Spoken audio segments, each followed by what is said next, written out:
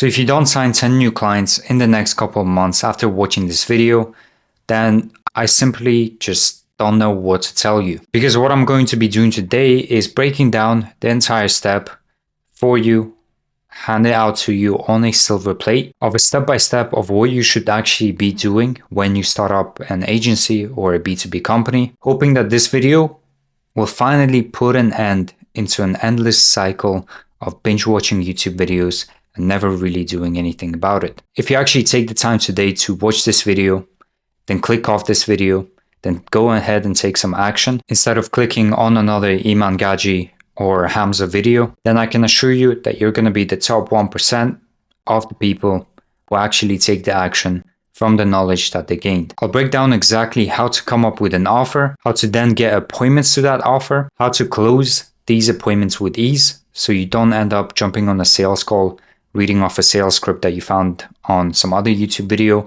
and stuttering your way through the sales process. And again, as I said, I will be creating a whole entire roadmap for you and just simply handing it out to you in this video so you can go ahead and bring on 10 new clients for your agency or B2B company in the next couple months. Now, this funnel is broken down into 3 different stages, and without one of them, the whole thing just won't work. So make sure to watch all the way to the end of the video. I know it's very hard to actually watch to the end of the video. So here's a quick Subway Runners montage or video that you can look at whilst consuming the knowledge that I'm giving you today. This video is going to be very insightful because when I first stepped into the agency game and started running my social media marketing agency, Say Media, I just wish that I stumbled across this particular YouTube video where I could just get a whole roadmap of the things that I should be doing. Instead, I just spend most of my time watching monk mode videos. So with that being said, let's get right into it. So you literally cannot fail if you implement this exact funnel into your B2B company or agency, right? This funnel took me years and years to understand. And again, I'm handing it over to you in today's video, right? So I'm going to go over the 3 different stages of this funnel, how you should go about building each stage up, and what you can expect and essentially what you should be aiming for. So let's get right into it. Now, the first thing, right, is niche research, right? And understanding your ideal client profile and your market, right? It's not as simple as going into ChatGPT and searching up 10 best niches I could go for that will buy my Facebook ads, right? If it was simple as that, I wouldn't even put this here. It's way more complicated, right? It's not that I'm telling you that you shouldn't, go on ChatGPT, search up 10 best niches and pick one. You should, but then it's what you do with that niche or chosen market that matters. So what you should focus on once you pick your niche, right? And this video is not about the best niches out there. I'm just simply showing you the funnel that helped me scale 2 of my offers to 6 figures. And I'm currently working on my 3rd offer right now and scaling that as well. But anyways, once you pick a niche, you should define and understand your ICP, which is your ideal client profile. What are their pains? What have they tried in the past? Where do they want to be both in life and financially? What models, systems have they implemented before?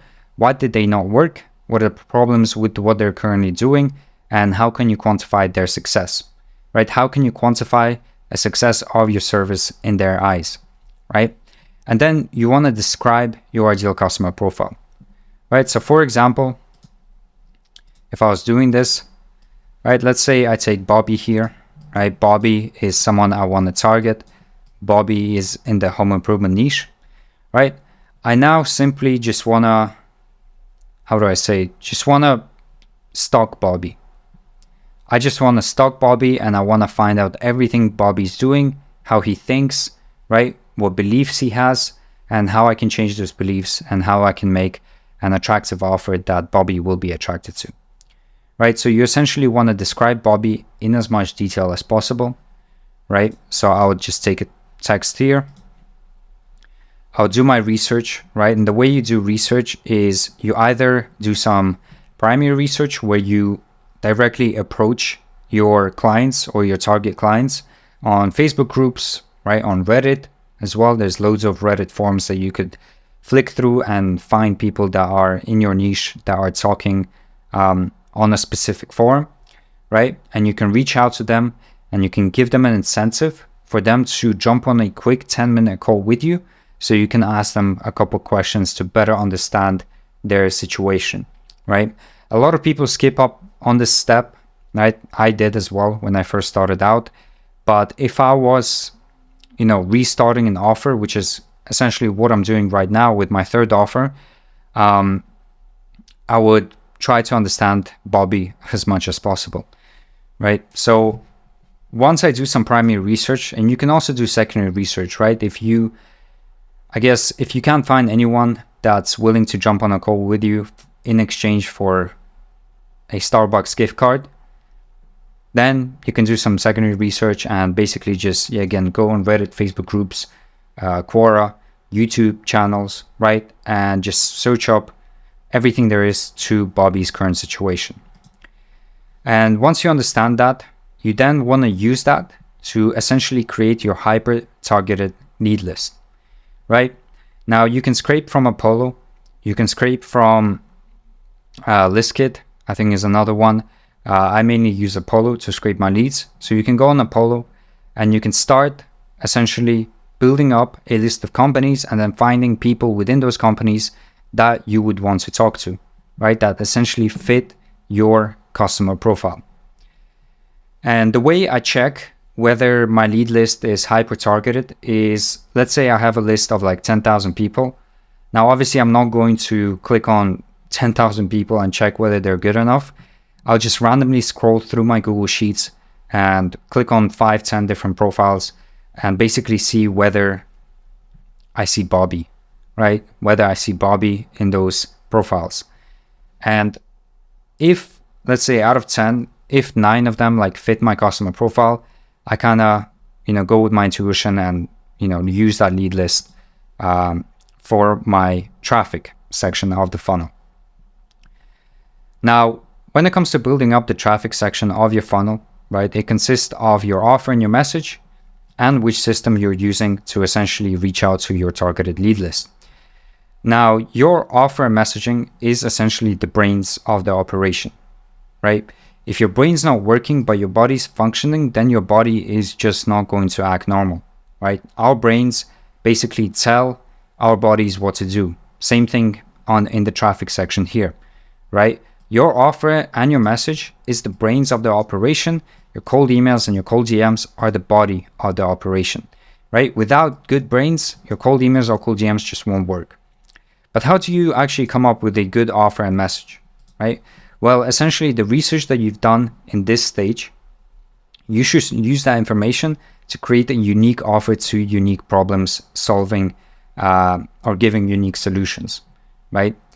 Now, most people, what they get wrong is that they see someone else with an offer that is working out for them, and they think that they can use the same offer to then reach out to this hyper-targeted lead list. That just doesn't work, because I could tell you from my personal experience, if I open up my Instagram DMs or my Twitter or X DMs right now, there's literally 5 to 10 people that are telling me that they can guarantee me 10, 15 appointments, right?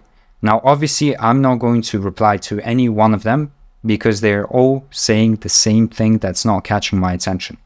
There's literally no difference and no pattern interruption and no incentive for me to go ahead and reply to their messages. And this is the trap a lot of people fall into. So I want you to be different, and I want you to actually use your brains, use the research, and come up with a unique offer and solution, right, to their specific problems. Now, when it comes to messaging, keep it short, right? Don't bombard the prospect with long messages about how amazing your company is, how amazing you are, right? I'm sure you're amazing, but your prospects just don't care about that. They care about themselves. So you should know that and write a message that resonates with the prospect, right? This is all about the prospect. This is not about you, right? Signing a 2.5K retainer. This is about how you can help the prospect.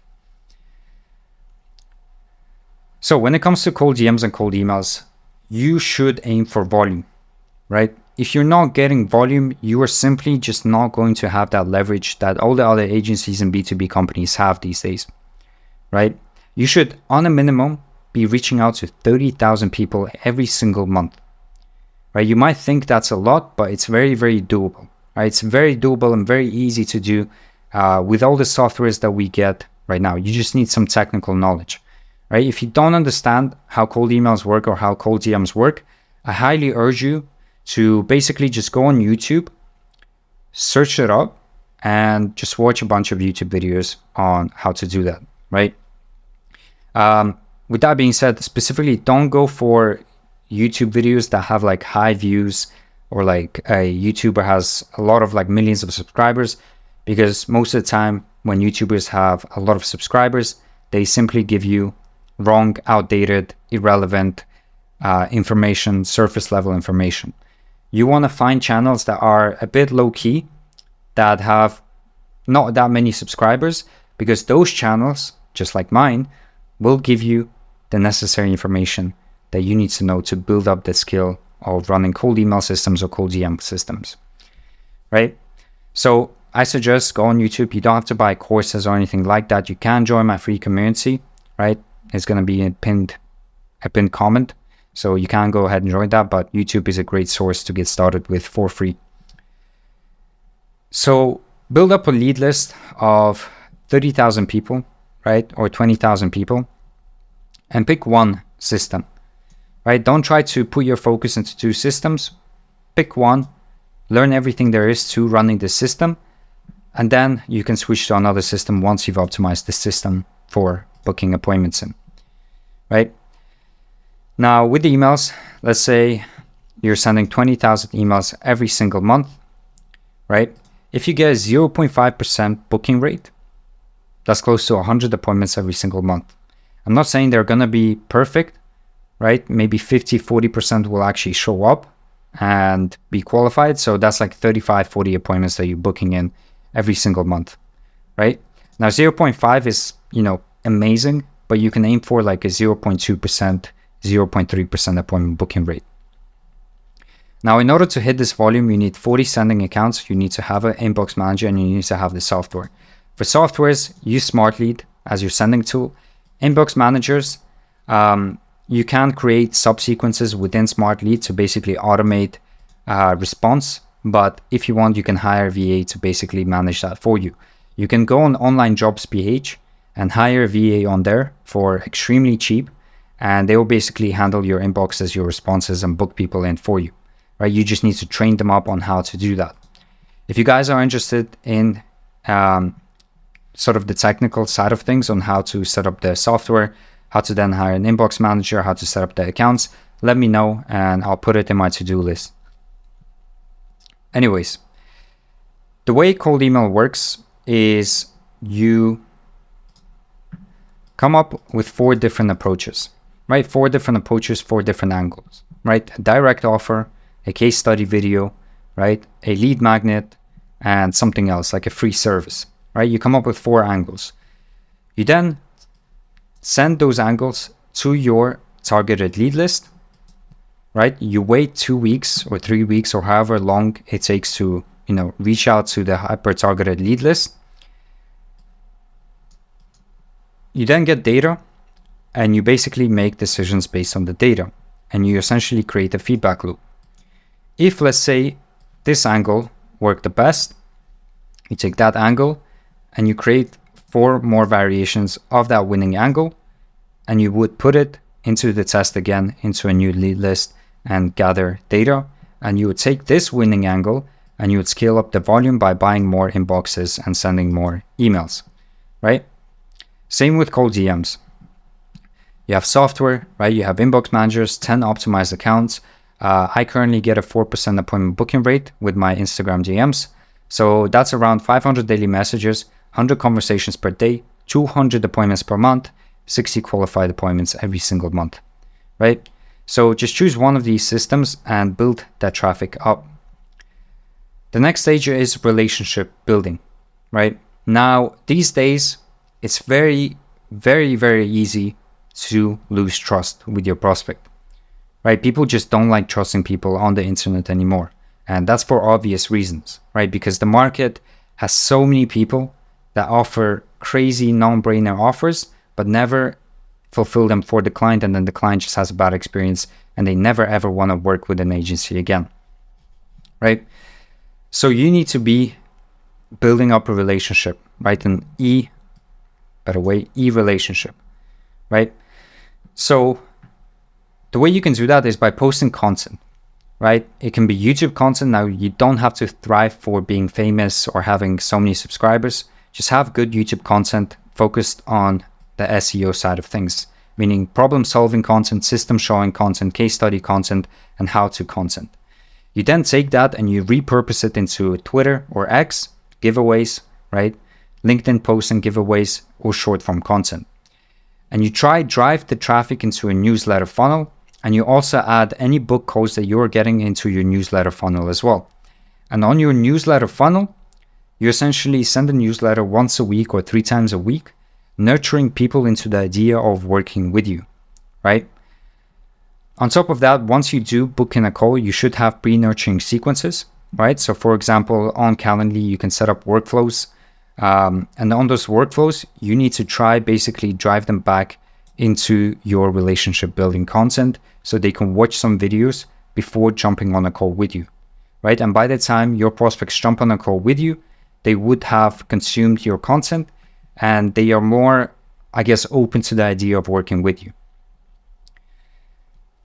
The last stage is conversion, right? Now, what happens when people actually book in that call, right? And how you can take that sales call. So conversion or taking a sales call is not about how good your sales script is, right? It's not about different objection handling techniques or tricks.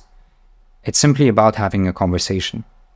And it took me a long time to understand this because I used to jump on sales calls and I would have my sales script open and I would read my sales script, right? And I would literally just look like this, never listen to the prospect, and I'll just read off my sales script, try to go through it. That's the wrong way to do it. You can have a structure of your sales call, right? Such as problem finding, right? Why they haven't fixed it yet, what they tried in the past, and then go on to pitch, right? But I don't suggest you follow a sales script, right? Because you need to start learning how to have conversations with people. And you're not going to start learning how to have conversations with people if you're constantly reading a script, right? So all my calls that I take right now are focused on just having a conversation and seeing whether my solution can help them, right? Because if my solution can help them and they have trust in me, right, and I make the right offer, they are going to close as a client. So essentially, it's the ability to understand how to communicate the value of what it is that you actually do, right? Essentially, that's how you are going to close the prospect. It's not about, again, some crazy sales tricks or methods. It's literally just about understanding the prospect's problem, having a conversation with them about that problem, and then offering your solution and making the right offer to them, right? And if they can afford your offer, they will potentially close with you. Oh, and also trust as well, which is why we have the relationship building side of the funnel. Now, if you are a beginner, how should you go about this? Right? So if you're a beginner, your goal is to collect as many case studies as possible. How do you collect case studies from the start? Right? You don't charge a $2,500 per month retainer off the bat. Right? I know a lot of gurus or people, the Iman Gajis, tell you you can charge 2.5K a month and have 4 clients and you're making 10K per month. That's just not true, right?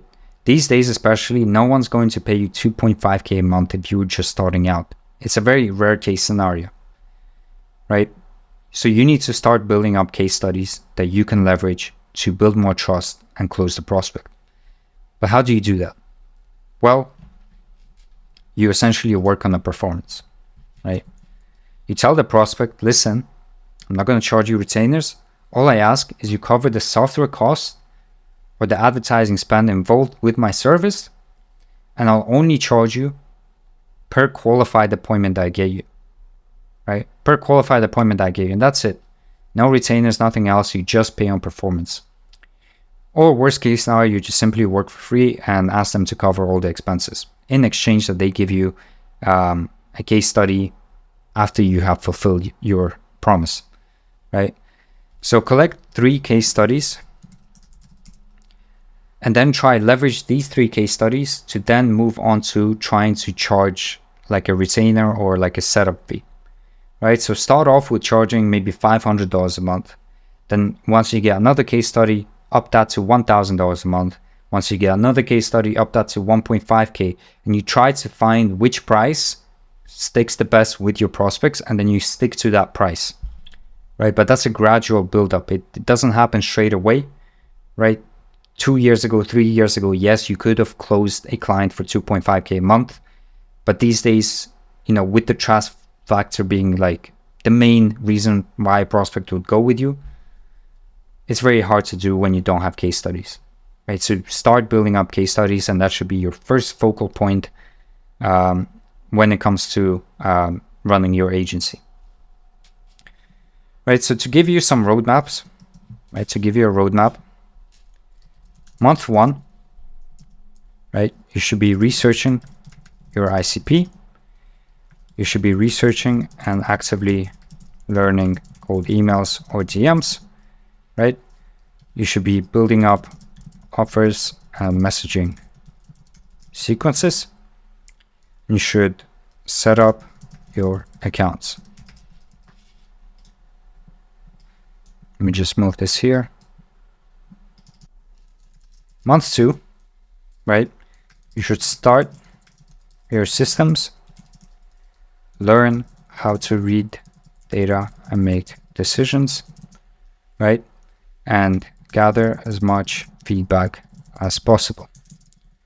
Month 3, you should iterate on feedback and close at least 1 to 2 new clients for case studies.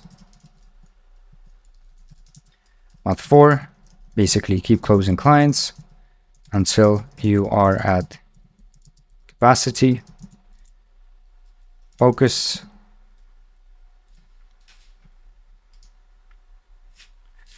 on building up case studies with 3 to 5 clients before you go ahead and start taking sales appointments again. You then come back charging a higher price for your services once you get case studies. And this way you can start scaling quicker by month 5 or 6. Right now, a lot of you will not like this, right? Because you think that you can get to 10K per month, 20K per month in the first month. Very rare to do. You can do it. I'm not saying you can't, but realistic expectations, you should hit 10K a month by month 5 or 6, right? Or even month 7, right? Because all these months beforehand, you're learning your systems, like cold emails, cold DMs. You're iterating and you're gathering feedback and you're making decisions of that feedback, right? You're jumping on sales calls and, getting better at sales, and you're closing some clients for like a performance fee. So you can start collecting case studies, and you're collecting case studies. And by month 5 or 6, you essentially come back with case studies. You have learned how to sell. You have learned how to get appointments. And now is the moment where you can start focusing on scaling your agency aggressively, right? By month 5 or 6. So yeah, this has been what I like to call the amplify funnel, right? So make sure you actually take the action. Don't click on any monk mode videos that are popping up on your side screen right now, right? Rewatch this video, go back, rewatch this video, take notes, and then actually follow this game plan that I've laid out for you, right? And trust me, you will see success with this, right? This has been proven by myself with 2 of my offers, currently working my 3rd offer for this, right? It's been proven for this agency here, right? Elias here, Krish here. It's just proven. It just works. So The only reason why this wouldn't work is if you don't actually take the action to build this whole thing up, right? And if you continue watching monk mode videos, just like I did when I first started out. So yeah, hope you guys enjoyed this video. If you found value, make sure to subscribe. If you have any questions, make sure to leave a comment. And if you enjoyed this video, make sure to leave a like. And apart from that, I'll see you guys on the next video.